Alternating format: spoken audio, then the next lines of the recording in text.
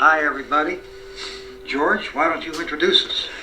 Well, I'm G.Romero. This is Marilyn Eastman, Karl Hardman, Jack Russo, and we're here watching Night of the Living Dead, which is a movie that we all got together a couple of years ago and made in Pittsburgh, and this is what we hope to be finally the official all-purpose, officially authorized version of Night of the Living Dead, finally released on video. Hey, we're watching the credits right now. This car that's coming down the road here was actually belonged to Russ Streiner's mother. Is that right? Yeah. Yes. And there's a scene coming up where the car seems to crash into a tree. Actually, she had an accident with the car and dented the fender, and we decided to try to capitalize on that. And so we were able to get some production value out of an accident.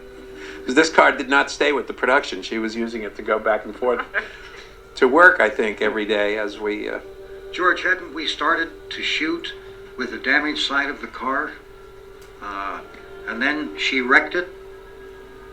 And we had to yes. build in the scene? Right. Right. We had to build it. Oh, you mean we actually had to wreck it into the tree, is that right? Is that Yes. is that how it Yeah, happened? we had Yes. to. Oh, See, yeah, all 'cause those we nice had- trees are gone now. They were all taken in a big storm that they had out there. Tornado. All those wonderful trees.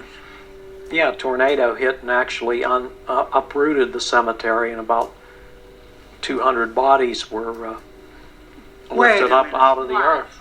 That's Is that true. right? Didn't you know that? No. I didn't know that either. You're kidding. Yeah, the tornado. Did they walk? Yeah. They tried awfully hard, but Well, he I think- said we should move the body into Pittsburgh or yeah, well, those something. bodies got partly moved for real. About 200 bodies got unearthed Oh, by my. a tornado, and they had to reinter them. And I'm not sure if they're reinterred in that same You mean bury them again? cemetery in Evans City. That's incredible. Yeah, that's reinter. Reinter. This is, of course, Russ Streiner, who was one of the producers of the film, and Judy O'Day, who Yes. Pittsburgh, at the time a Pittsburgh actress, now in Los Angeles. Judy's Still, wearing a fall there, a blonde fall, and she really hated it because it wouldn't stay straight. If you notice a couple scenes in the film where her head looks like it's on crooked because her hair wouldn't stay right, centered. Russ kind of got pressed into service to play the part of Johnny, partly because we could save money by casting ourselves in various roles. He still has that tie. he does? Where are his gloves? Well, they come I later. don't know where the gloves are. They come later. Yeah. In No, I think that scene is past where he does the thing to establish the gloves. No, it's coming out. Is it? Yes. in color, was that tie yellow Yes. polka dots? Yes. You mean when the movie Funny, I was remember Well, it was that. colorized. when it was colorized? Oh no, in real life, I think he had a.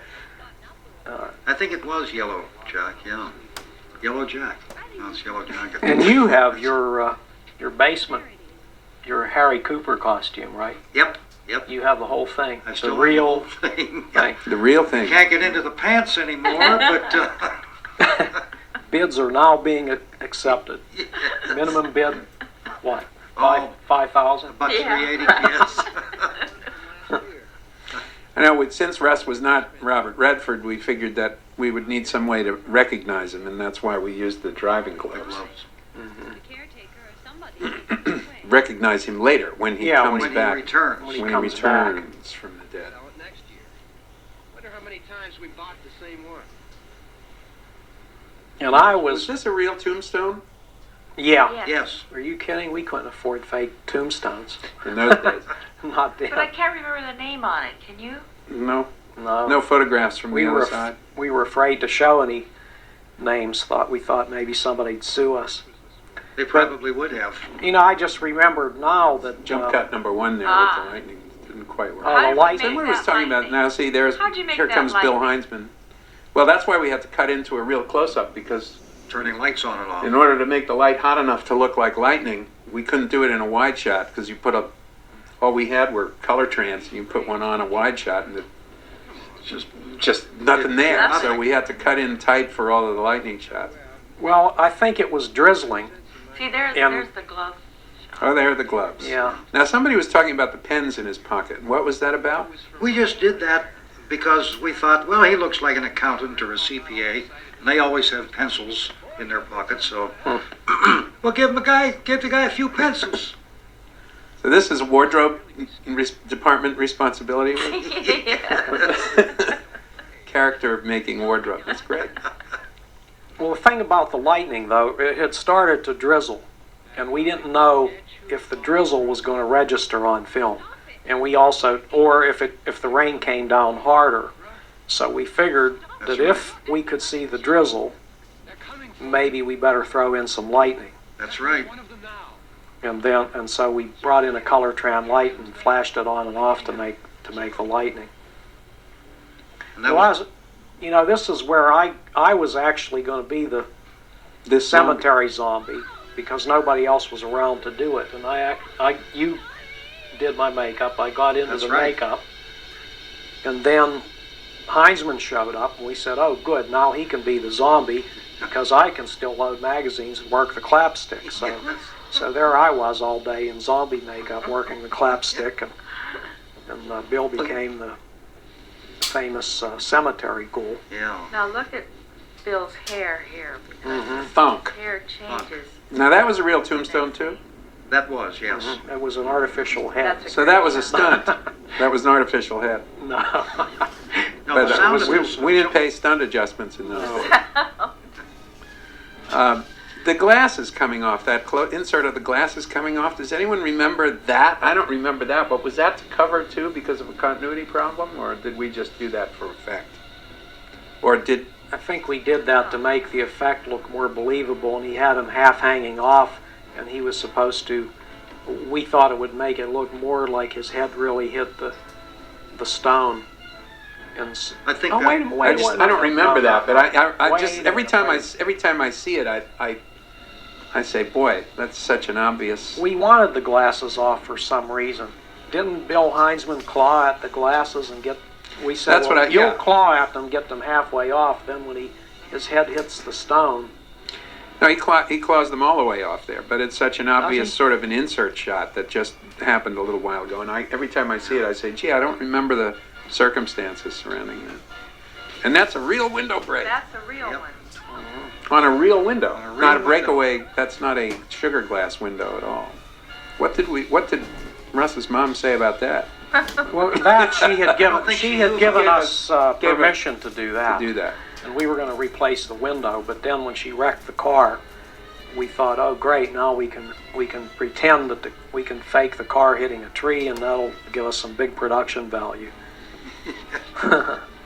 Notice how fast Bill Heinzman moves there. Yeah. Crunch. There it is. A tribute to your editorial skill. It looks real. I attribute to your sound effects.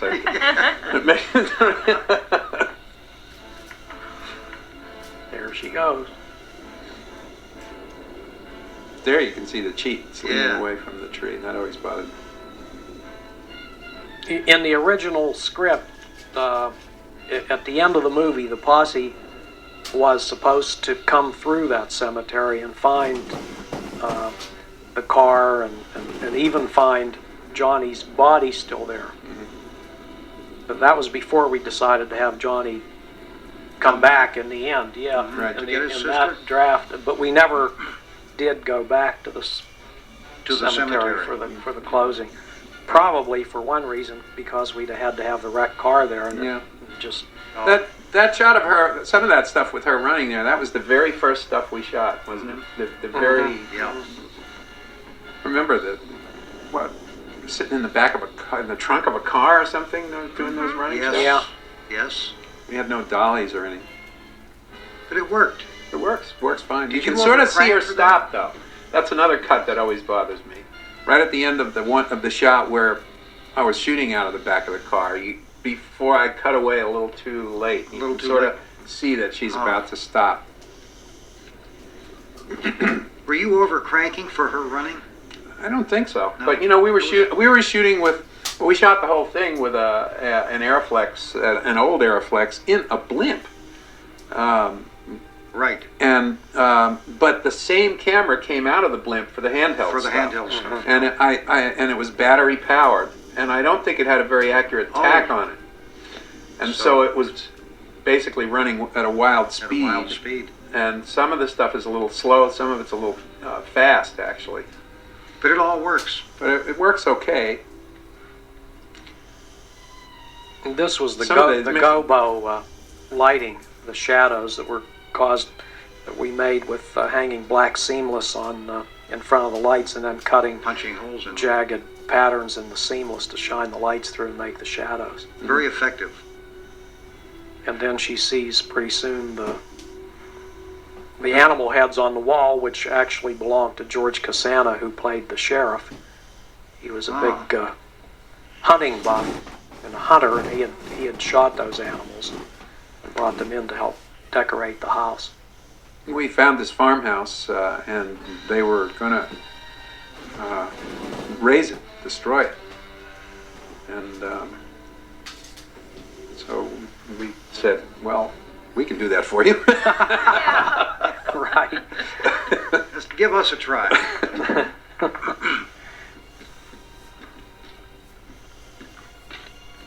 One of the funny things was That was one of the hardest sound effects there. Yes, it was. When There's that rope. pulling the Bill Clothesline. Heinzman grabs Yeah. the clothesline. We, And the Spent a pole, lot yeah, of time. flinging the pole. Well, that's always the tough stuff. It's yeah, always so, the little things. So what does it sound like? What does that sound like? Came in a Or boom, how- boom, How do you boom. create it? Recreate it? Well, I was just thinking about that we, in a lot of ways, had to invent the way that the ghouls would behave. Because in the first place, these were, I think, probably the first flesh-eating ghouls ever in a movie. Before that, zombies didn't eat flesh. And then Bill Heinzman said about, we wrote in the script they were slow-moving and weak, but yet he had to be strong enough to break that window in the car, and he had to be fast-moving enough to chase Judy through the cemetery. And Bill said to George, "Hey, George, what about this? I'm supposed to be weak and slow-moving." He said, "Well, do it anyway. Speed it up and Well, there are times get it done." when you have to take license, and Right.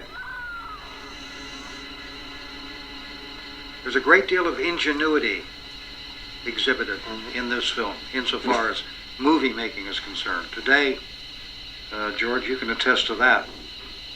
The tricks that are used are so much easier. Well, you remember that a lot of people might not know that you're the one that made the skull at the top of the stairs. Do you remember it? Yeah. And I remember the hand, too. Making those clay hands Yes. with blood That inside them. reaches and through the stuff. window. And the skull was, I think, a Revell model that we went up to the hobby shop and bought it, and then you worked with clay and It was Bill and Walt's. Artificial. Built up on it. Yeah. yeah. There'll be a lot more of them as soon as they find out about us. And, well, it was great fun. I mean, the And a lot of the zombies that you see in the background, a number of them we made from mannequins. We They're a key. covered the faces with clay and sculpted them ourselves, and George showed us how to cut ping pong balls in two to make eyes. We put the ping pong ball eyes in the mannequins and then paint the pupils on. And those were the zombies that took in some cases, blows with. Yeah. Yes. Those were the really slow zombies. Weak. The black and white, I'd see some of these shots, and I can remember, I can still feel those focus rings on those old lenses, the two little butterfly rings on there. But I'm amazed, actually, sometimes at the depth of field, and I think really the Tri-X and the Plus-X that was so fast that it gave us it was very forgiving that way. A good f-stop to get Yeah, to shoot it. depth of field. And the whole discussion about color and black and white, I don't know how deep we were in, but when we actually started to raise some more money other than our own, I know we talked about going to reshooting what we had done and switching over to color, but we would have had to have gone to 16 millimeter.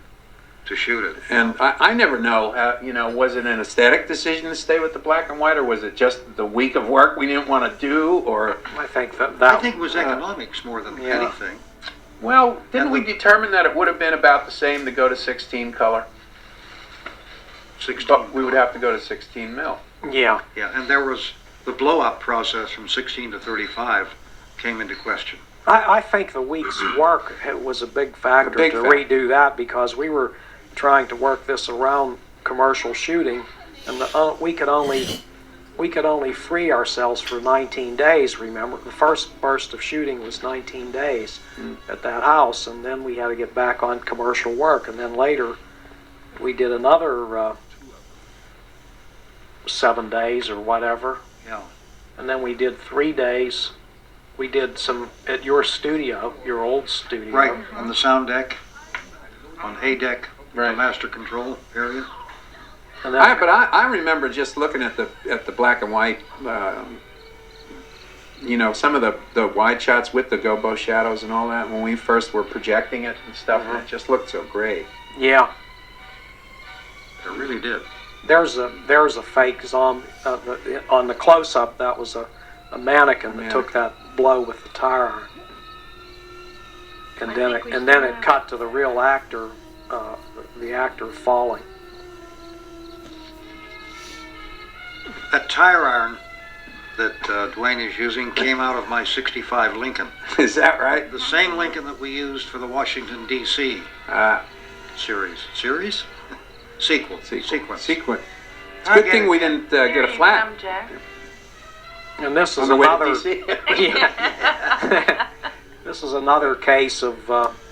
Here's Jack, It was back in 3 or makeup 4 again. o'clock in the morning, and all the actors had gone home, and nobody was around to do the zombie.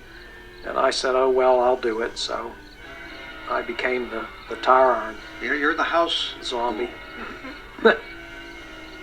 And Karl, you did the makeup again on me. I was still shot. It's another good action there, Jack. That's a good zombie action. As a sort of a... Well, I was probably hungover, and it was probably easy to move that way. But what you made a little hole in the derma wax on Yes. my forehead, and then Added some fake blood to it. I remember trying to get that shot of the tire iron falling. I actually admire that shot a lot. It's a pretty shot with the rug pattern and the shadows. And there's the dermawax hole. Yuck. But the thing is, we were within the boundaries of the time we had, and there was another mannequin. You can really see that one. Yeah, that was. That's a funky one. Yeah, that was a bad. We were careful with it, I mean, there are things that there are things that we were able to do here just because it was just us guys that I haven't been able to do on much bigger budget things, just Sure. like the care and detail in that shot of the tire iron, it's like, Yeah, it's too bad that oop, your eye moved there, Jack. Yeah. well, I think it was supposed to. That was another where we discussed, well, do his eyes move? Because do we fake that because she's supposed to think I'm still alive, maybe, or even if the zombie. No, Jack, it was a normal blink. No, really, it wasn't. It was an intentional blink. I remember that. Well, I know what we were going for there, and it never quite came off, was the shock of when we're moving in, and then all of a sudden the body moves. It's being dragged. We find out an instant later that it's being dragged. Yeah, but we thought that the eye movement, if would it's sell- just a little twitch that might have been a death twitch at the eye, would sell her thinking that it was still alive, and the audience thinking that when it moved. I don't know why it's not a jump. I don't know whether it's the music cue or whether the sound effects just in the wrong spot, or whether it's just not sharp enough. Nowadays, with the Dolby tracks and everything, the stuff that you can do, you can make people jump without anything happening on the Yeah. screen just by hitting Yes. them with Yeah, just a good sting. Yeah. I loved this when the lights came on, because then we didn't have to fool with those gobos anymore. And, Until much later. You know, they really slowed down the production, and I thought, oh man, just get to this point where we don't need those gobos. All this stuff, I remember Vince was up there working. Actually, everybody put in some turns up there, getting this house all together. That's a good-looking kitchen drawer. Mm-hmm. That's another example of good detail. Yep. You don't see that kind of set dressing on a big movie. No, you don't. I remember when we were getting the house ready, Vince wanted to come into the house. The house was a total mess. Vince wanted to come in and start right away getting the sets ready where we were going to film, and I said, no, Vince, we got to do the kitchen first, because a lot of people are going to come out here and they're going to know that they're going to be living in this place for 20 or 30 days, and let's at least, there's no bathroom, no running water, let's at least give them a clean kitchen. They know they can sit down and have a sandwich, and it's not utterly depressing to work here. So that was the first thing we cleaned up. Okay, there's the living room, the fireplace. We still have those fireplace Tools? implements, tools. Is that right? Didn't Vince open up that fireplace or fake it? Wasn't that closed in when we first? It might have been closed, Jack. I don't remember. Oh, he had to There was a pour. mantle there. Yeah, Vince poured made a new a concrete hearth because So we could burn a real because fire. the script called for a fire, In and the Vince fireplace? on his own went out there and What was it? A opened gas? that Was up. it a gas and fire? I think there was gas logs in there. This is everybody's favorite shot. I know, isn't it weird? It was just an impulsive thing to do. With the music box. Yeah. Yeah. It's very effective. Something pathetic about it in a way. I recently met the daughter of the family who owned the house. Really? Just coincidence. You know, we were at the same function and we just started talking about movies, and it eventually came down to she identified who she was Wow. and how much her family regretted the destruction of the house afterward. You know, I said, yeah, I thought people used to go out there and have picnics and If we'd have bought the place and turned it into a place like the spooky, Tom Yes. Savini's Hey, haunted Rob. house or Right. something. we'd have probably made a fortune. oh, We would have had to buy the whole farm. It was a couple 100 acres or something like that. hence Yeah, the they were- expression, he turned bought it the in- farm. Bought the farm. Turned it into a turf farm. They turned it into a turf farm or something. Right? Remember we knew that he had to find wood someplace, and so we brought all this wood in. Now, where in the hell is he going to find the wood? And we belabored the whole issue of, could we stash it under the sink? Is that a logical place for people to keep lumber? And we thought, oh, what the hell, there's no other place to put it. Sure, so we I put keep lumber and under nobody has ever questioned it. You know, he finds That's right. a stack well, of you know lumber what? under the sink, and nobody's ever thought, well, this is a continuity blivet. Well, you know, again, I mean, maybe it's because of the goodwill nature of the, you know, furniture. There was a light stand there. Did you see it? Yep. No, I missed On the that left, there's a light Well, stand don't and a zombies cable. Right? need those to put their makeup on? But you know, the oilcloth drop there, and the way the board is nailed on it, and there, you know, there are all a lot of little touches in the set dressing that are just so natural. Well, we made Natural it. to a farmhouse like this. Exactly. An old house. Well, that was sort of our forte between Leighton Image and Hardman Studios. All of us had that grounding in commercial and industrial production and TV commercials, where every detail has to be right, or some agency person is going to not buy it. That's right. And Yeah. and we brought that attention to detail to this movie. And here goes the dining room table. The dining room table. This was a one of a kind. This was. We did this like a step at a time. I remember. Yeah, because there was no. In sequence, because there was no other table. No, that was it. All-purpose table. the legs became the torches later. Yeah. Can you imagine doing that today with one table? No. Okay, you got to get this first crack out of the barrel. Well, I remember we were arguing about, not arguing, but speculating and wondering how much money we needed to spend on how many shirts, like how, Yes. you know, because of all the different stages, and are they going to get torn, or Right. what if something happens? Yeah, it was pretty wonderful. I had 2 dresses, and Judy had 2 dresses. It was, I was felt going to like we ask were you really how many you had. I thought it was Hollywood, 2. yeah. But then, And the that funny... made it very hard to buy them because I had to shop to find a dress that was acceptable for each of us, but there had to be Had to two be of them two of in them. the same size.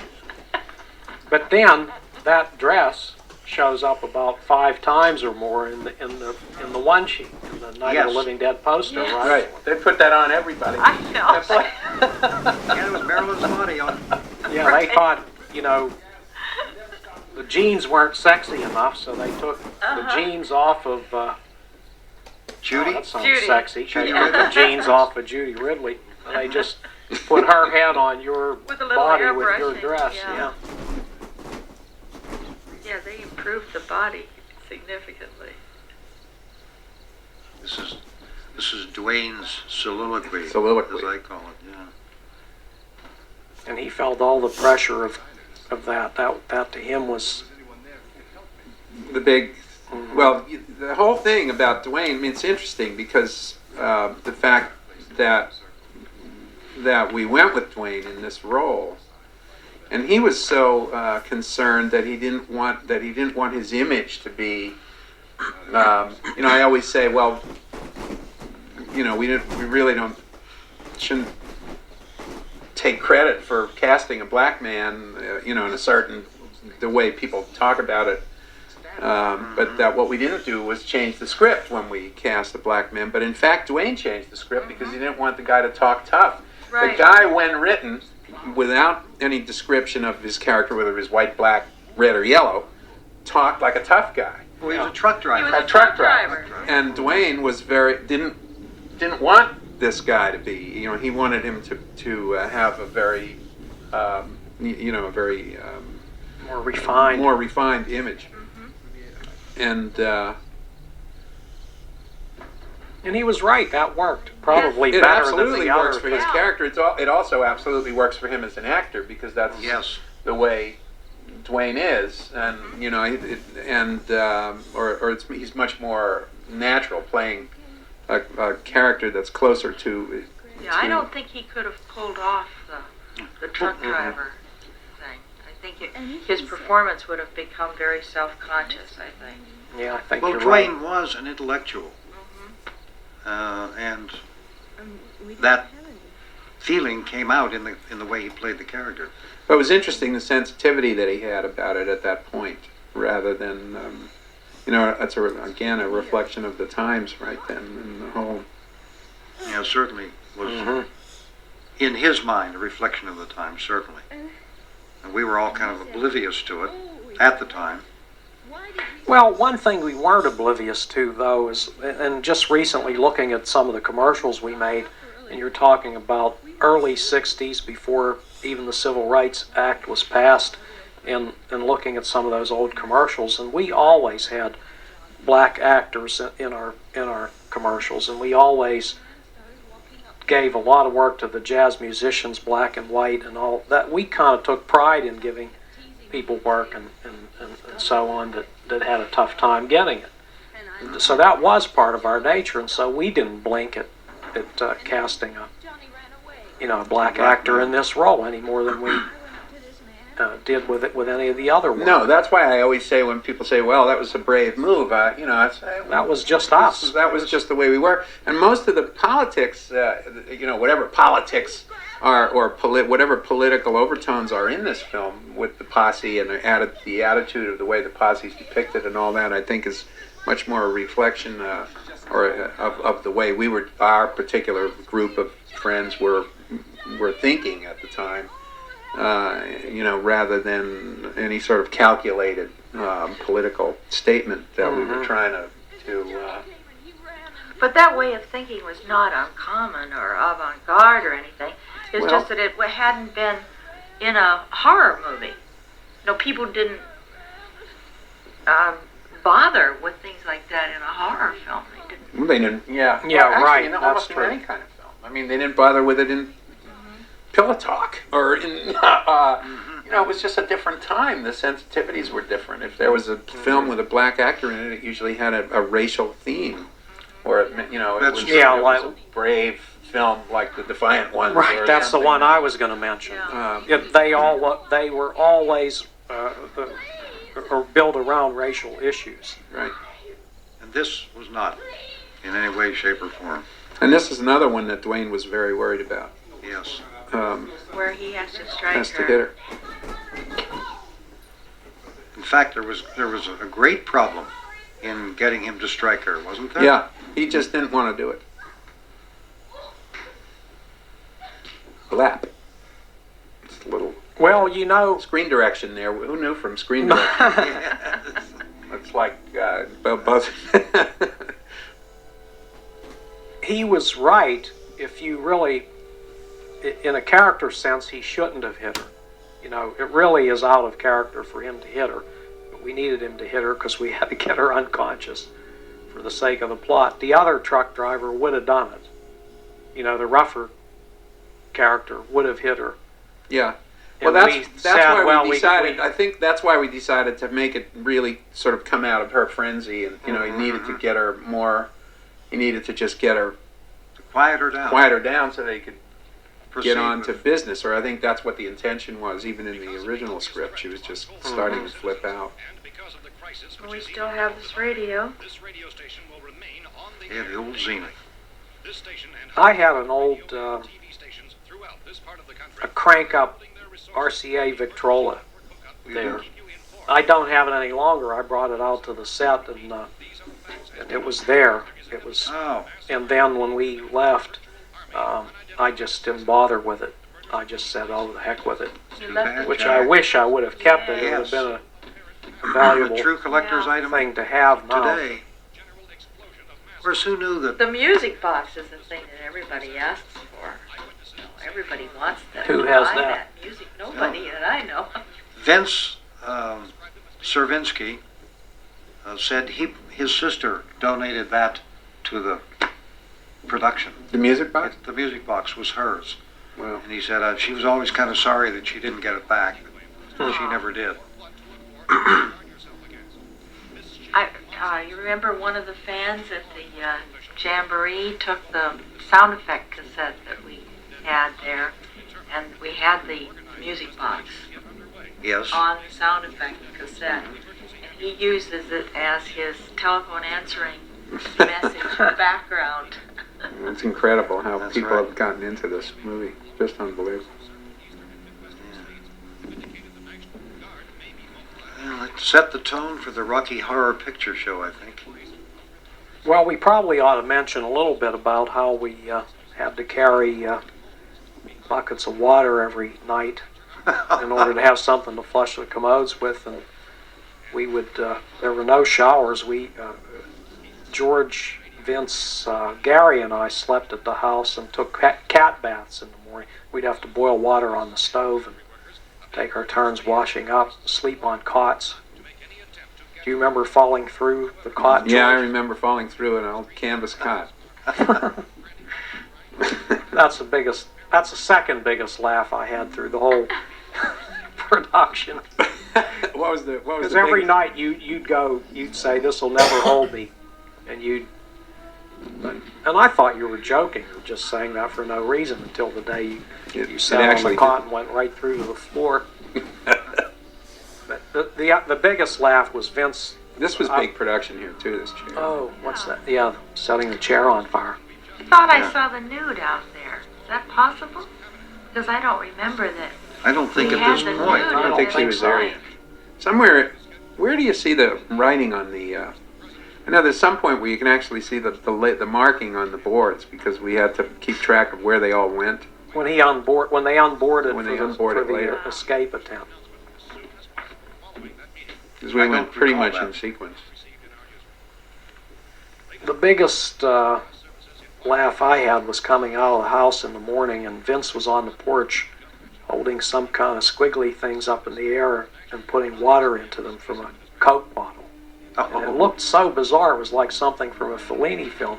I said, "What are you doing, Vince?" And he said, "Oh, well, these are sheep's intestines, and George says they look too flat and lifeless, and the zombies have to chomp into them, and so I'm filling them with water, tying knots in them to give them some life." And I just cracked up.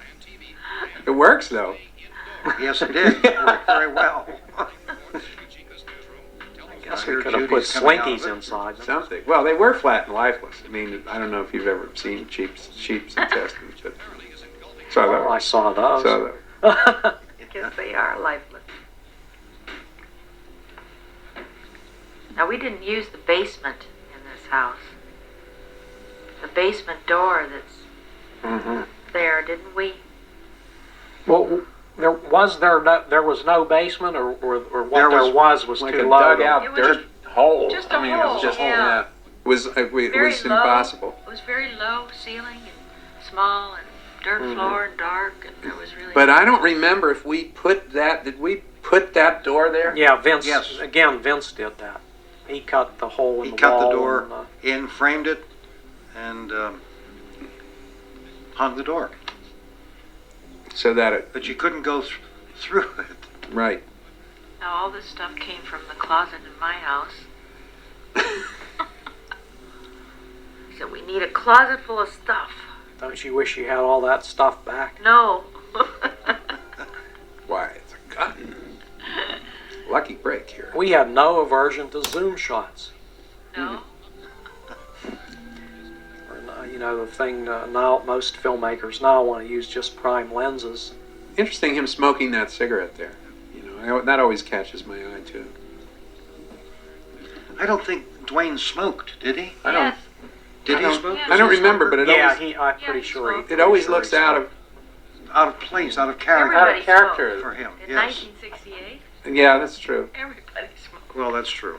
Yes. Except Judy O'Day, she didn't smoke. Found a gun and some bullets out there. Now there's the window. He talks about, Right. Dwayne says about how we have the place fixed boarded up pretty boarded good. up pretty well. And we didn't board that window because outside of that window was about a 15-foot drop, and no zombies could have gotten in there anyhow. Of course, the viewer doesn't know that. Yeah, No, the so- viewer doesn't know that. There was a sequence where she actually, when she first shows up, she runs around that side of the house, or didn't she not run around that side of the house? No, she did. She did run around that side. Yeah. And because I can remember saying, well, that You got her Gonna be- hitting the corner of the house, and then she ran away from camera down that side of the house where that window was. But he does say, "I'll finish the job later," too. So we, for those reasons, we didn't board it right then. Boy, you sure can rationalize. Yeah, we Yeah. rationalized it at the time, and we it's should have funny just how that boarded stuff it. bites you. I mean, I Yes. can remember. Well, you don't need to board that one up. We might have Somewhere run in out of this- lumber, too. Somewhere in this room, in the living room, that's the shot, or that's the scene where the script is propped up on the floor against a chair. Remember You mean that? when he's tearing the table apart? Yes. Yes. I always, Oh, is that I when it think is? that's when it was. I always yes. forget about that. I've never seen And it. also I've in the never seen shot it. with is it with the music box where your hand was over the lens? Oh, yes. Someone's hand was over the lens. Oh, is that right? Yes. Yeah.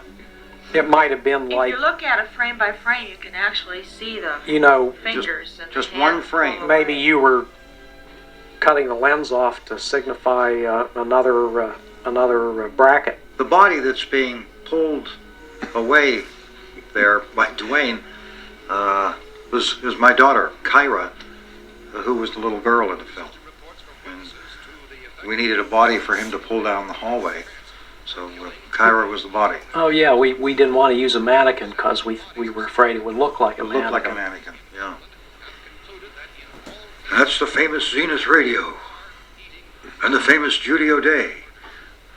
The zooms are not at exactly the same speed, are they? It's like hand-operated, handmade zoom. They're eating the flesh But of their again, victims. they work. We had Okay, now she hears something. And here we come up out of the basement.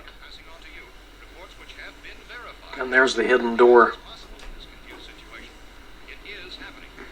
the basement that didn't exist. Yes. So whenever we see the scenes of the basement, we had to come back into Pittsburgh, and we used the basement of the building where our offices were at Yes. Late Image, and that was the basement. Became the basement for the house.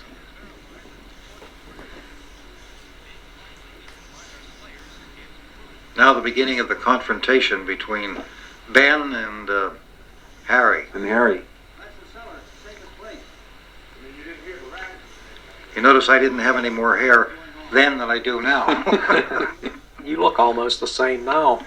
One of the fans at the Jamboree said that to me, that said, you know, that Marilyn Eastman's a really nice-looking lady, and all of you people said the years have been really kind to you. Was that the same fan who I also don't- said, of course, all you And then people he said, look "Can so I have? old." Can I have a free?"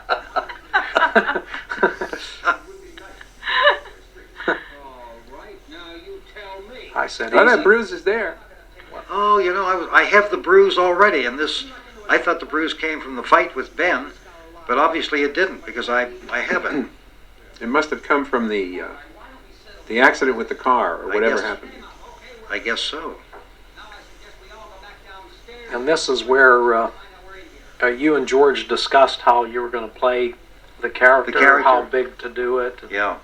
What was that? Well, remember, Ben, Dwayne played the character so calmly that it was decided that I should play Harry Cooper in a frenetic fashion, you know, with fist clenching and that sort of thing, just for contrast. And I'll never forget seeing the first rushes or dailies, and boy, what a comic opera figure I looked like. But it works, though. Oh, it works great. It did works work. well. And Keith Wayne was a singer. And I remember we couldn't think who to cast for that part. And Richard Ritchie was at a nightclub and heard Keith sing and said that he had stage training and brought him out to audition. And we cast him in that part. He's the only one who was not a Pittsburgher, isn't that right? Or was Keith a Pittsburgher originally? I think he's from Newcastle, Newcastle. originally. I think so. And now he's a chiropractor in Chiropractor, North yes. Carolina. For athletic chiropractic. Is that what he does? He specializes in sports. I guess he and Judy Ridley are just about the only ones that aren't still involved in showbiz anymore. Well, huh? Judy is. Is she? Yeah, related. She does. She dresses food for commercials. Oh, I didn't know Yeah, that. she Yeah. still does that. And she used to do makeup. Did she? I didn't, I didn't know that. Yeah, for a but- while she did a lot of makeup for TV commercials and so on. And Keith, I just saw, is going to be at a horror convention in Durham, North Carolina. Oh, I think the Zombie Jamboree kind of got it back in his blood because he was starting to talk about scripts and Oh, was he? yeah, projects. Ah, He said he had no idea that the film was so popular and that there were so many fans for this movie. And I said, well, does it get you thinking that maybe you should have stayed in the business? And he said, yes, it definitely does. he's a nice fellow. He looks the same. He hasn't changed. Just a little heavier. But then aren't we all?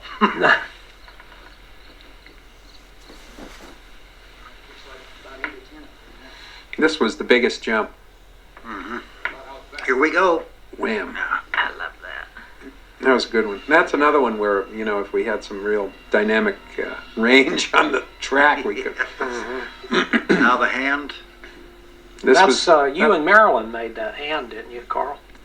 the fake hand that gets slashed Yeah. up. I think We worked on it somehow, but I think we wound up making more of them. Is Oh, what yeah. happened. I think I made one, and that's then right. we needed more of them, and so they were just made out of clay with And this, blood fillings inside. Blood filling, right. and There's this this zombie at squib. the window, that's Richard Ritchie, who as I mentioned, discovered Keith Wayne. This you say was actually a squib on his head coming up, but you can't hardly see it. Yeah, it's very difficult to see, but it was a squib.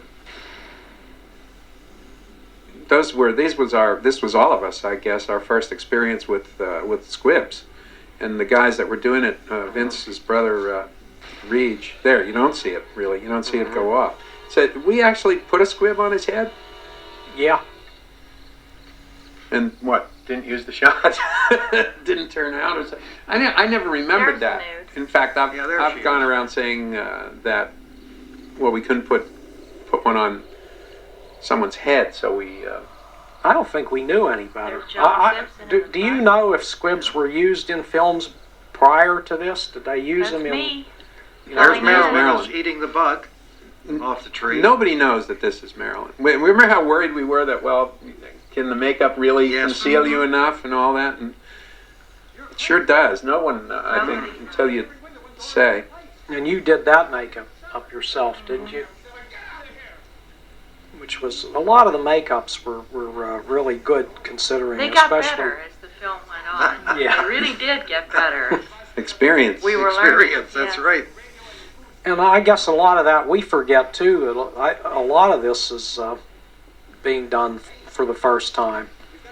I mean, I don't. You mean in this film? the work with Dermawax, and I think squibs were either not used before this movie, or Well, you know, the first time I very rarely remember used. seeing squibs and the like was, I can't pinpoint it exactly, but I remember, you know, Peck and Paw, like Wild Bunch and French Connection and movies like that. And I don't, Well, they came after it. and that was after, but I honestly don't remember this wasn't something that Reach and those guys invented, I don't think. It must have been.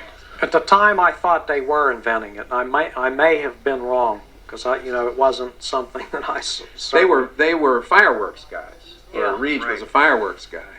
And Tony, and it's funny, they would always be working around the explosives with lit cigars. Or Tony always had that lit stogie in his mouth. Yeah.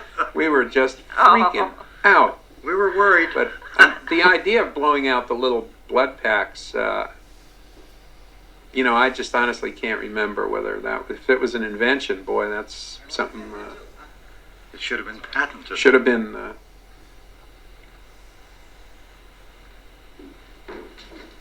Okay, this is Harry's big retirement to the basement.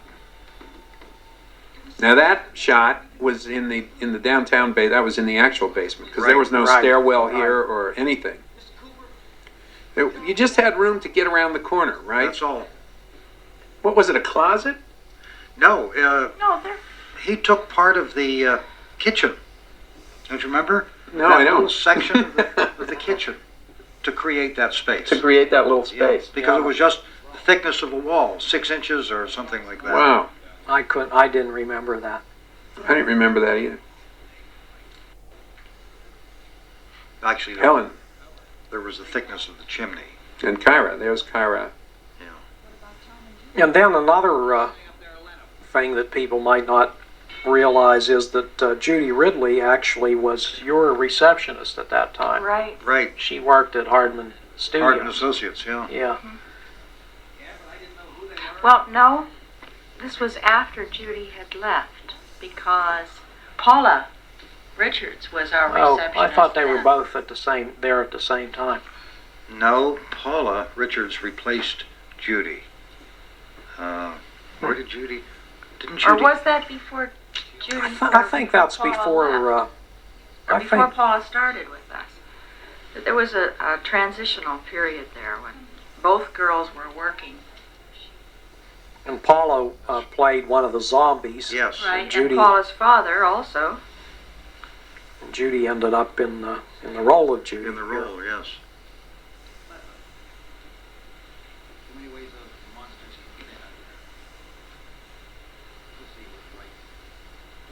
And our prop room was in this basement. Yeah, there's lots of nice stuff down there. And that's where the famous flood was. Is that right, Jack? That destroyed everything. Yeah, later on, the Night of the Living Dead work print and a lot of the elements that went into the movie and a lot of our early films were destroyed by a flood In this basement, in this basement.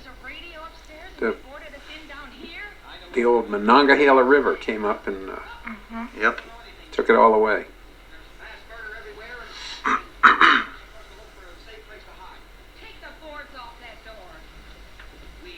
The argument. The argument. There's this jump cut coming up too, the real obvious jump cut, right? Oh, the one that We were trying to cut fathers. some time out, wasn't that? Well, Was the one- distributor Yeah, was The insisting. distributor wanted some time out of the movie, Right. and I remember my biggest problem I had with it was that the biggest, widest shot we had of the zombies out in the field got cut out, and instead of we're putting it in somewhere else, it just got cut out. lost. Period. And that's the shot that I wish we had back. I can remember it being a really great looking shot. It was a big, wide shot. And we stood some mannequins up out way in the distance, and we Yeah. had I remember. it was our Just to biggest indicate zombie a horde, shot. a great Right, horde of and zombies. that Oh. shot's never in there. In here is the jump cut, right? Didn't we just see it? Didn't it? Was I that think it? we just passed Oh, it. did we pass it? I'm sorry, I was looking away. Yeah, that was it. Yeah.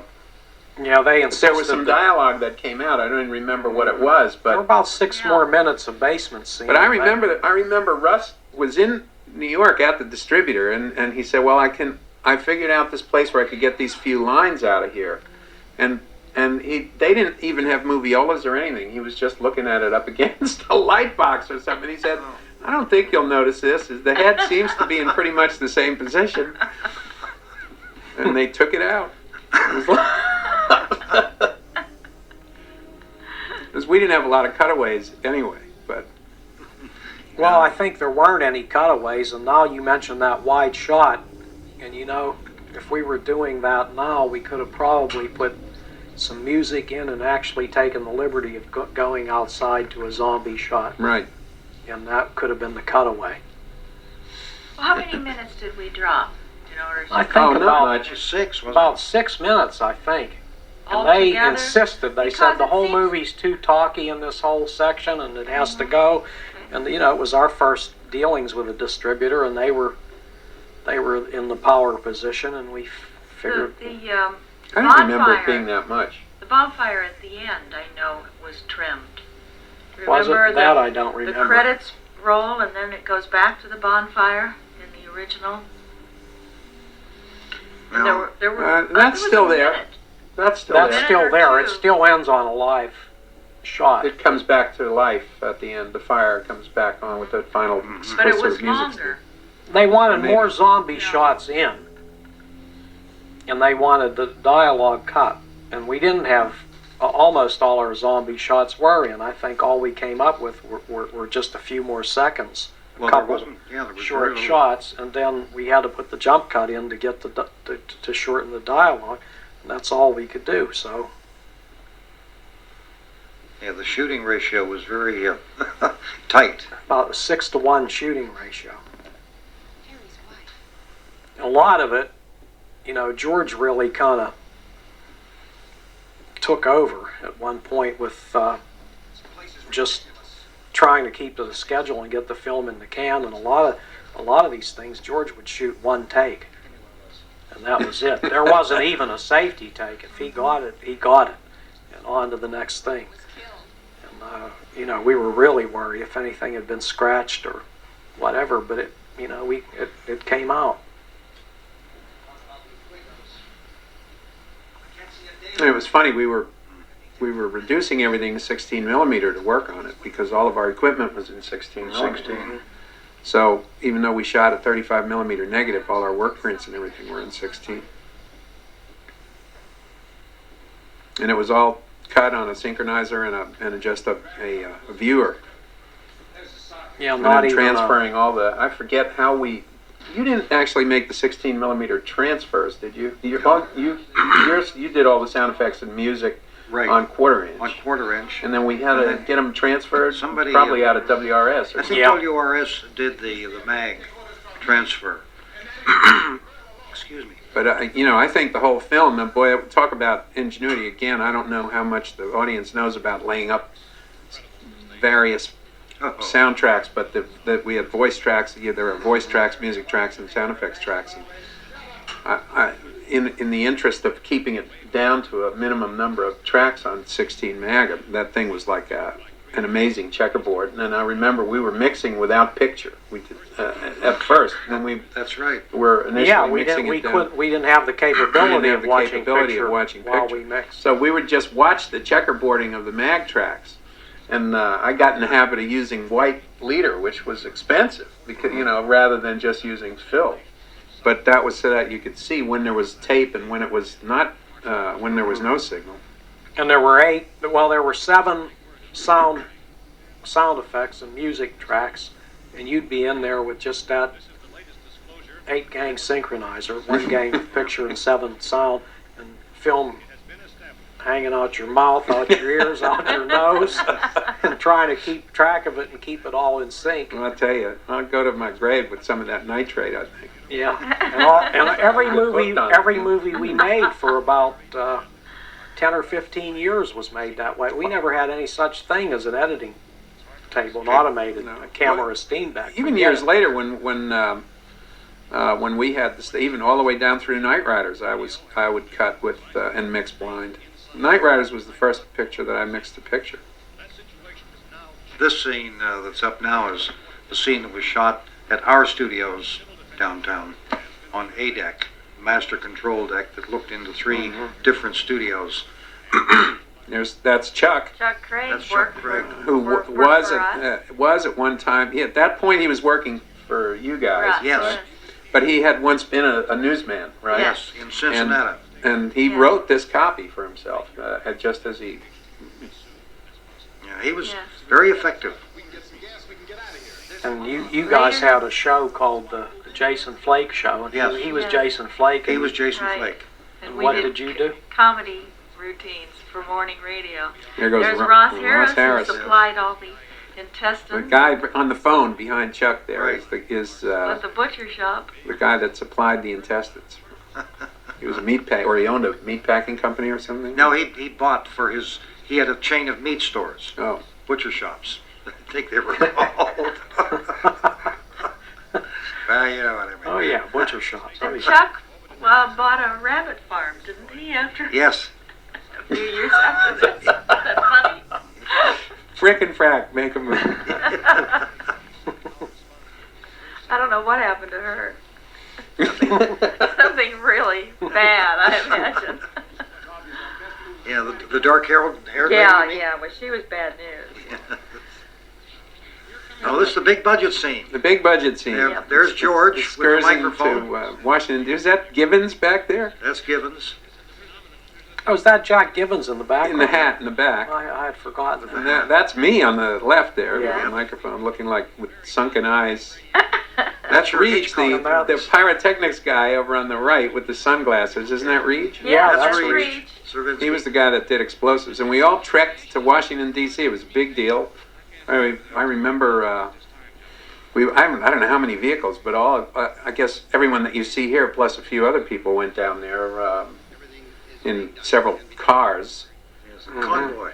including this Lincoln that we're about to see, which you mentioned before, which is Karl's Lincoln, from which came the tire iron. And I don't think we had permission to shoot at the Capitol, did we? No, we We did didn't. not. We just rolled up and started to shoot. There's Jack again. Yeah, that's me in my Army uniform. The flags on the car were homemade flags. Nobody really knew what a. Well, that's your story, Marilyn. Yeah, Tell we him. just knew we had to have. Pretty soon the guard came down. We thought, oh shoot! Here we Now we have to leave. And he- Printed on the screen. I can remember. It goes to show you the difference. Right when the first times the movie was shown, or several times when it was shown on the air, they actually blacked them out, or they had to make announcements and saying this isn't real, or That's that right. story. Dwayne Jones? I saw him actually just about. Late 70s in New York. In New York, we had We had a studio there. lunch with him. Tim Ferranti did the last interview with him for Fangoria magazine, and I had I either called Dwayne or wrote him a letter and asked him to give Tim the interview, and so he said that he would do that. That was a good interview, too. Screen direction again, right? With them both looking left. Oh no, there she's looking right. Mm-hmm. I guess just the close-ups were fouled up. Mm-hmm. And I remember We had no one was keeping track of any of that stuff. It Well, was all of us remembering. We were yeah. talking about that before. I think screen direction was something that was missing from our education at that time. From our vocabulary. But do you remember that this scene was all, we lost sync on this. We had to, because we didn't have crystal sync, we had to use a sync cable, and it was bad. So we With had a to take, resolver, you mean? yeah, we had to Yeah. take this to the lab, and they used a resolver to bring it back in sync, but then it threw the pitch of their voices off. And it was a nightmare of a time to try to mix the scene and recapture the correct sound of their voices. Well, didn't we actually take some of the tracks and use the out of sync stuff and just sort of fit them in? I can remember sitting with this thing over the synchronizer for Oh yeah, it was a Years. nightmare. what seemed like years and Yes. trying to get the sync. It's not like just a wing passing. There he is. Keith Wayne, what was he was the he had some kind of a name as a he was the male go-go or something like that. Oh, he did? Didn't he? When he was performing, I mean, when he As was a singer? as a singer, yeah. No, I don't know what they Mr. Go-Go. headlined him. Was that it? Something Mr. like Go-Go? that. I know it had go-go in But it. he worked under Keith Wayne, and Yes. he was a very good singer. And then he went on, right after the movie was made, he went on tour for the State Department, singing in, I think, South American countries. We lost track of him for years until the Jamboree time, and then we found out Yes. he was a chiropractor. He's now a chiropractor in North North Carolina. Carolina. North Carolina. What's in that box, Carl, that you just brought up? Oh, those are more Molotovs. Those are the Molotov cocktail fixins. Fixins. Moonshine. You're throwing those out the window, Oh my. trying to get them to... Hit that stone down there. No problem. No problem.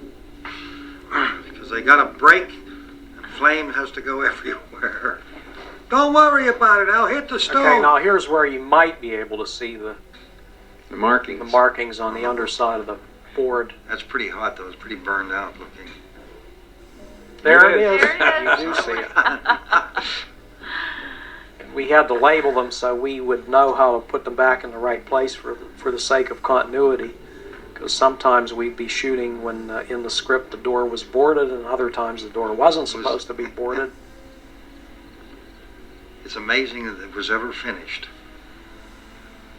Now, what was the problem here, Carl? You had a good story to tell about trying to hit that stone with the... Well, you know, it was my, I guess, colossal ego in thinking that I could hit a stone that was about, what the heck was it?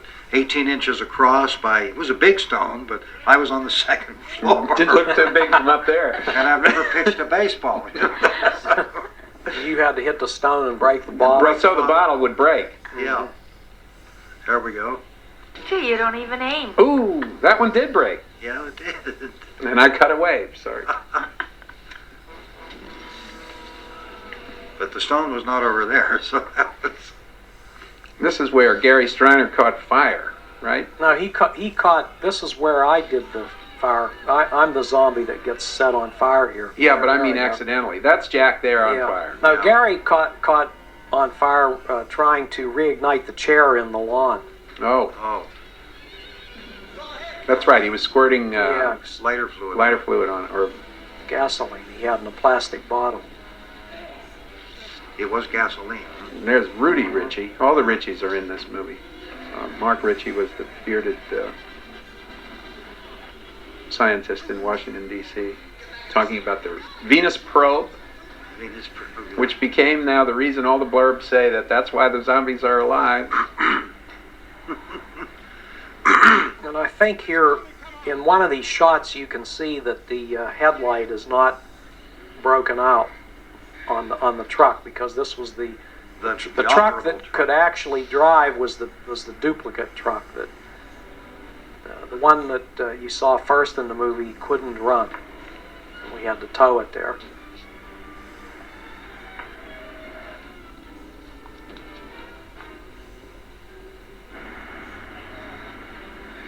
And we shot. You remember? There's Bill Heinzman getting set on fire. But remember, George, you wanted a big wide shot. We didn't have any wide shots that showed the layout here, and so we shot our only day for night footage here coming up, I think.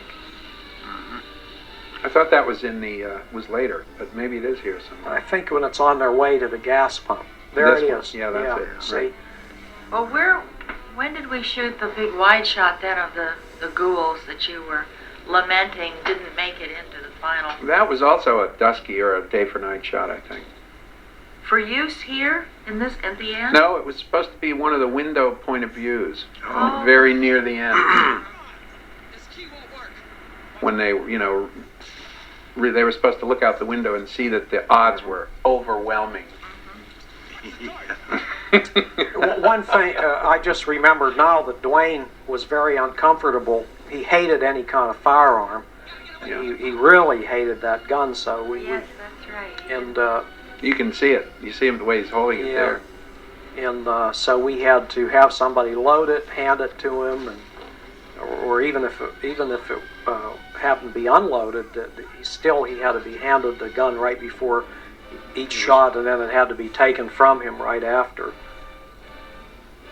I like this shot here. Yeah. And the other Now, thing, he was just totally. I mean, he's such a just a non-violent kind of person. I remember the one time. Remember, he had to take one of the boards off the wall, and he hit my camera. Mhm. Do you remember that? And he was like, he couldn't work for an hour. Or something. He was like, Yes, I do remember that now. I'd forgotten that. I think it's when he's flinging the board at you, or when you have him at gunpoint. And I think he fling a board at you, and I think he hit. And when he Yes, the rifle. Yes. right. this explosion, the truck exploded just a while ago, and that we shot with 3 cameras. Russ on one, and I was on another camera, both 16 millimeter cameras, and George on the 35 millimeter. And Russ and I were nearly hit with some of the shrapnel from the truck explosion. This was good stuff here with the torch. Yes. Very effective. It looks good.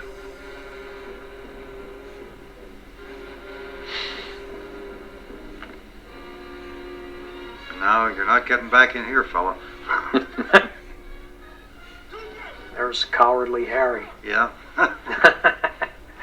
But he did open the door. Should I or shouldn't I? Here I go. There. Uh-oh. Caught in the act. Yep. Oh, I better help. Yes. Maybe he won't be quite so mad. How does it make you feel, Karl, when you some people actually cheered in the audience whenever he Shot me? clobbers you and Yeah. shot you too, right? I take it as a tribute to my acting ability. And well, you should. There. Boy, that was tough. Getting Smash. him to. To stop hitting Do you that. once he started enjoying it. What's funny, because you can see him sort of check it there. You're doing great, Karl, man. It's like, oh, that's a good one. There's our telephone. There's our Still have telephone. that telephone. You still have that telephone? Uh-huh. You really did. You really took those shots. No stunt players here.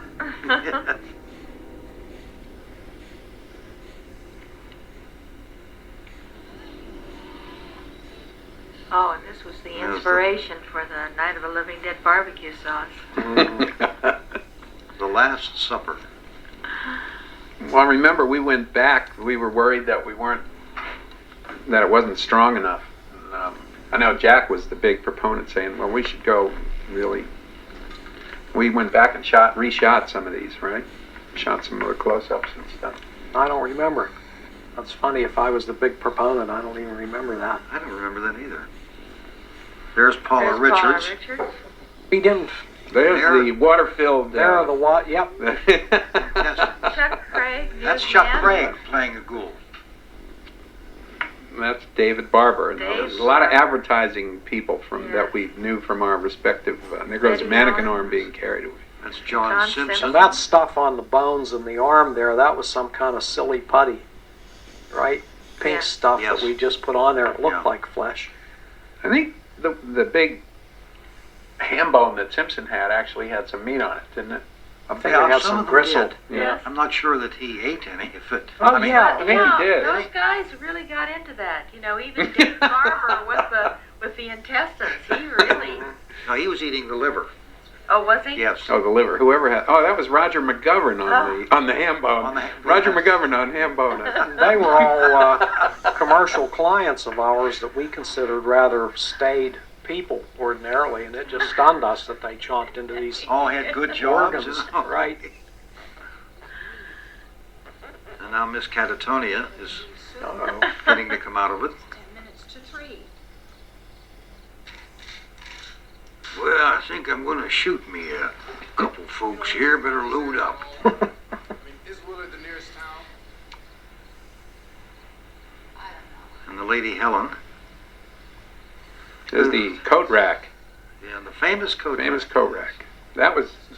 I don't see that around here. That was here last time. Now that's up at the warehouse. Oh. You said those things turned your Should bring that down Get it here. back on his wheels and drive it? Where is it? I still have that dress. You still have Do that you watch. really? Yes. You Yeah, still it's have right the dress? Yes. There. It's here in the studio somewhere. Well, you guys really saved everything. I didn't save anything. I have some of the old 8x10s that you guys did all your darkroom duty on. Even the stills we did in-house, so to speak. Yes, That's you right. did.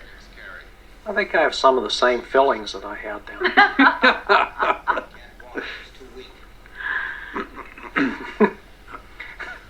Well, one of us can try to get to the car. You're gonna turn it over by yourself? Oh, Now the confrontation builds. It was interesting, the TV stuff too. That remember that we actually did matte shots, which was a new thing for any of us. I don't think we'd ever done any. That's right. Any, The television. Yeah, matting in the TV.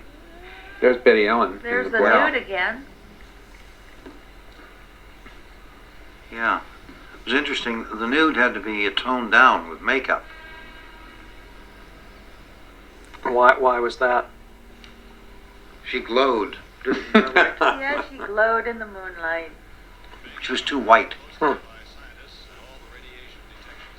And then there's someone in a surgical gown or something, which everyone always says, well, what's that? Oh, I think that's Roger McGovern, right? Yes, it is Roger. Yeah, it always looks a little weird, but, you know. And people don't read it as a hospital Mm-hmm. gown Oh. or something. They wonder They read it what's as that a guy in the surgical- dress? Oh. Well, you know, transvestites can be ghouls too. They're trying to be girls, but they turn out to be ghouls. That's- Oh.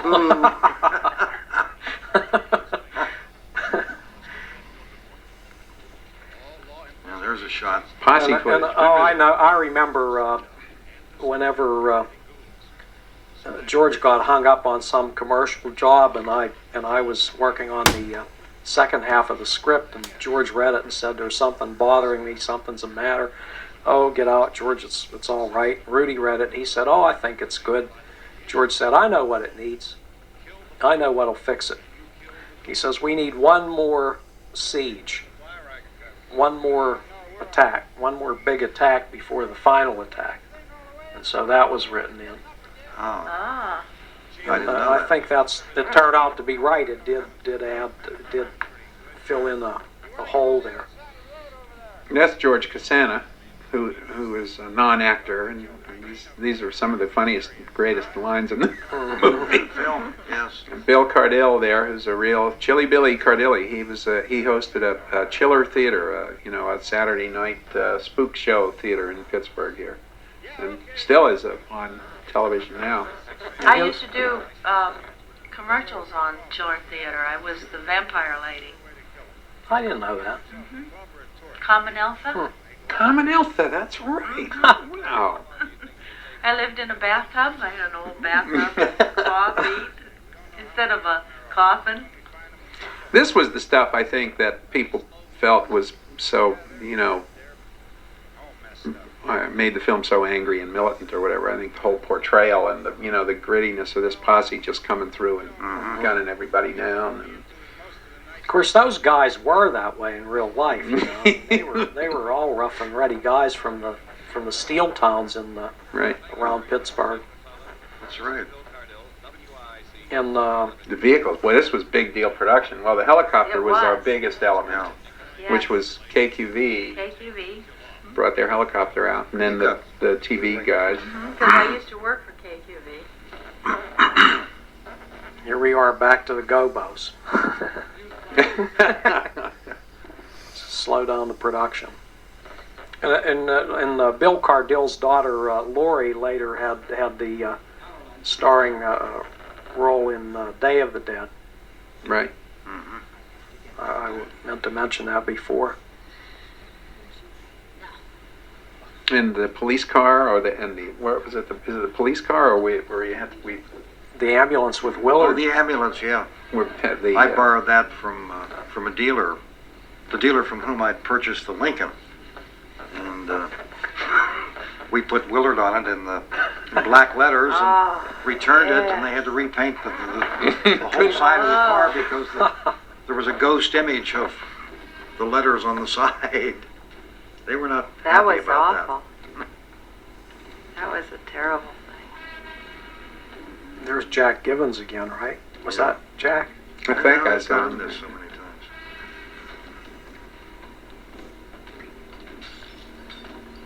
You can see that they're all very weak and slow moving. So were we at the end of each shooting day. Yes. This was my favorite scene for myself as a performer.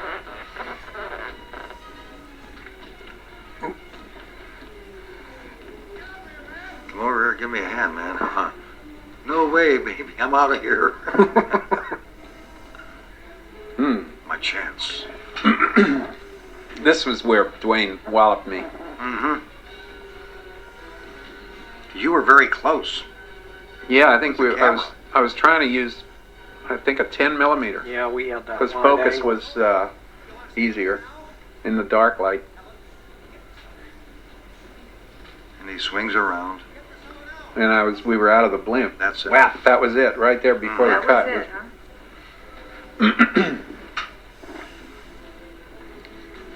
Blap. Ooh.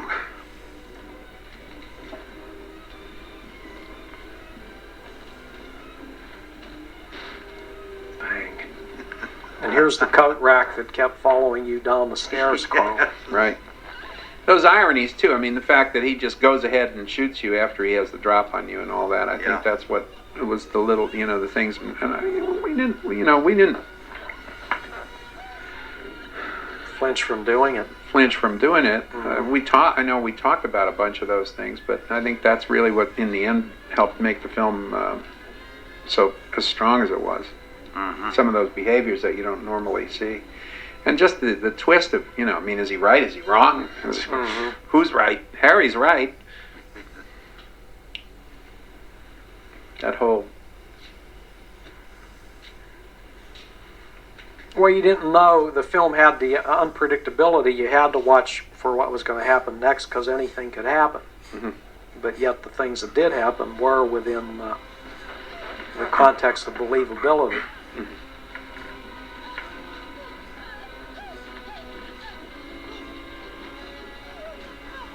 See how the head ghoul's hair is different from the beginning of the film? What is it, a crew cut there? Uh-huh, it's Yes, very short yes. with long front end. Now, Uh-oh. there's... Never explained how she cut my arm off. Did a pretty quick job of it.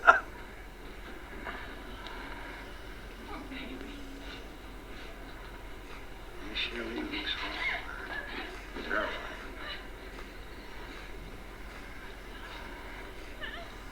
Bill Heinzman still has that trowel. Yes. Mhm. Yeah, we signed it at the. Did Oh. you guys sign it at the I chamber? guess Yeah. so. Here's the chocolate syrup scene.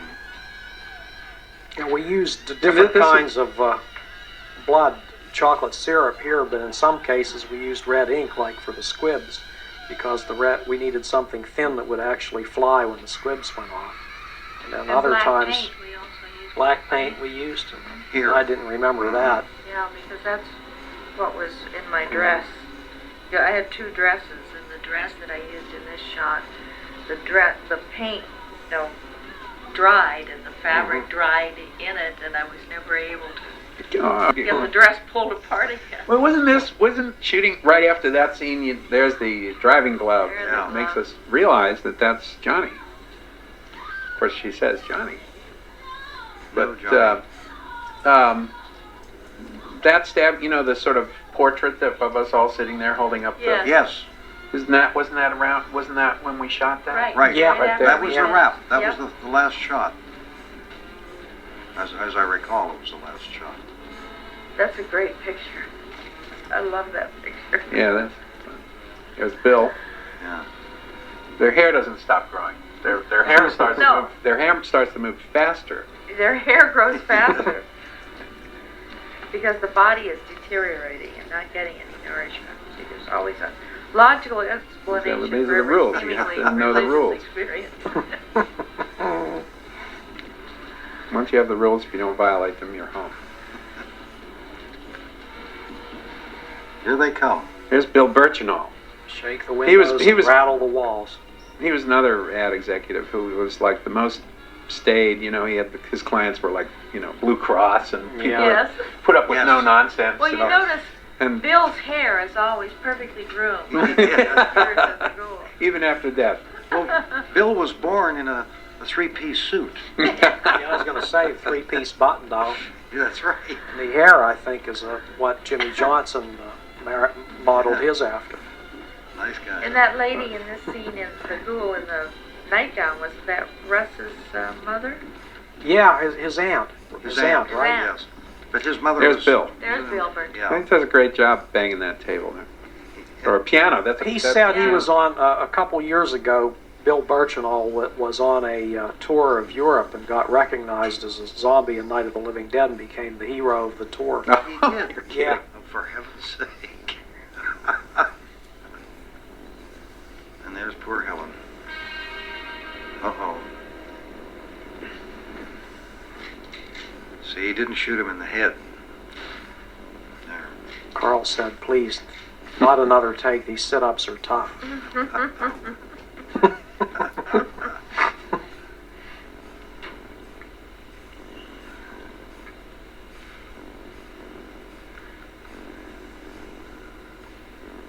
I remember actually. It's funny. I don't remember shooting with Dwayne in that basement.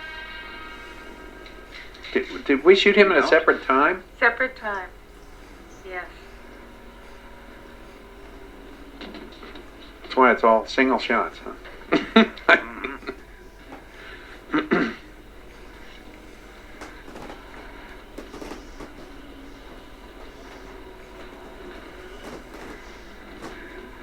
I was just thinking about just flying him and Keith Wayne back and forth was a major portion of our little budget.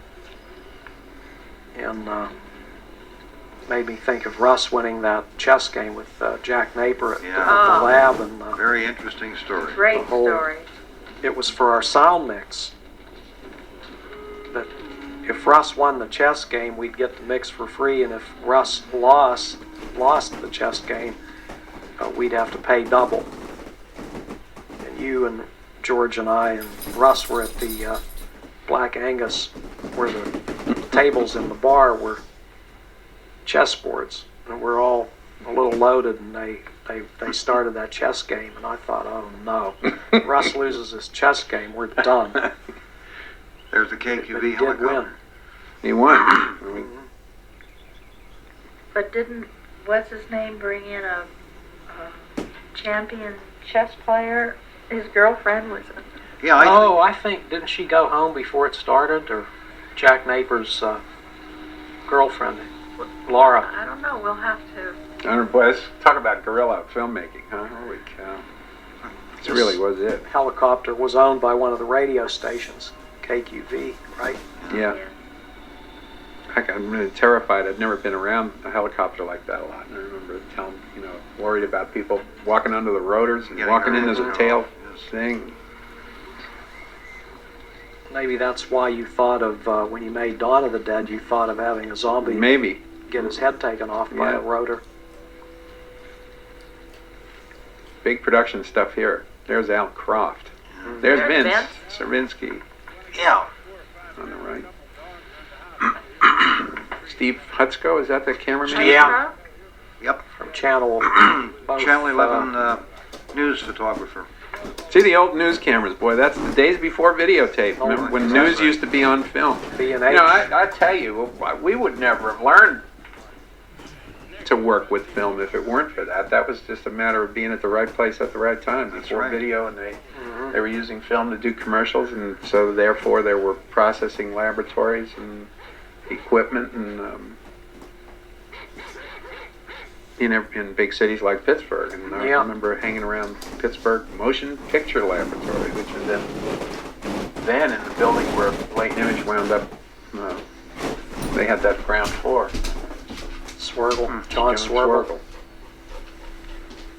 John Swerve, yeah. Well, the other thing, there were about 20 commercial film companies in Pittsburgh then. Most of them just one-man operations, or maybe 8 or 10 people at the most. Dave James. That's Dave James, who's in the news department at KDKA Radio. Were the cops were real cops, were they? Yes, they were. Some of them were, yeah. Pittsburgh police arranged through this man, David Craig, who was the public safety director at the time, and played the coroner's car driver. Or was he the coroner? Guess he was the coroner. I always liked that shot right up the lane there. I always liked the way that he hears the helicopter in the distance, and the way that all played, and this entire sequence. I Yeah. always See, there's gunshots liked a though lot. that aren't on the gunshots. That's the result of working on a little moviola reader. I couldn't see all the puffs of smoke, and I missed a bunch of them. Always liked his fall there. Dave James takes the. Yeah. That's a good call. It's amazing. That's amazing stuff, isn't it? People come out and they really want to do that. It's Yeah. amazing. Yes, it is. And he forgot that he did that fall. He came out to the Zombie Jamboree, and I talked with him about it and told him that was one of my favorite shots, and he had totally forgotten that he even did it. Yeah. Darned. It's funny, people get up in front of the camera and, it's all of a sudden someone who's never done anything like that before does something spectacular like that. Mhm. That's a stuntman fall there. Mm-hmm. He just went down flat. Yeah, it must have hurt. Yeah, there's a real villain of the piece. Right. He By a kills good- the hero. And that's Vince. That's Vince Sierpinski. Yeah, he said he saw the movie at a theater with a largely black audience, and he said he was lucky to get out of the theater alive. These were nice. These I were. liked it. yeah. Did you guys print these? Did you print these? Yes. You actually The made the stills. prints in the darkroom. Yeah. Using what? Did you print through like a fabric or something? A mezzotint screen.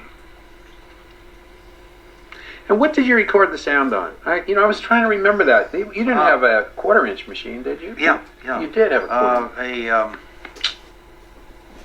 Wasn't it you or was An it? Arrow- You didn't have a sync. An Aerovox Tandberg portable recorder. I couldn't remember. I was wondering if we had a sprocket drive. Or, I couldn't remember. I remember the blimp.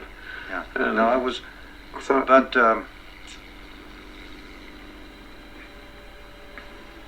we resolved the sound. Heinzman's name is spelled wrong, isn't it? Yeah, Yes, it is. should be H-I-N. Oh no, I All never these noticed years. All that. these years, you never.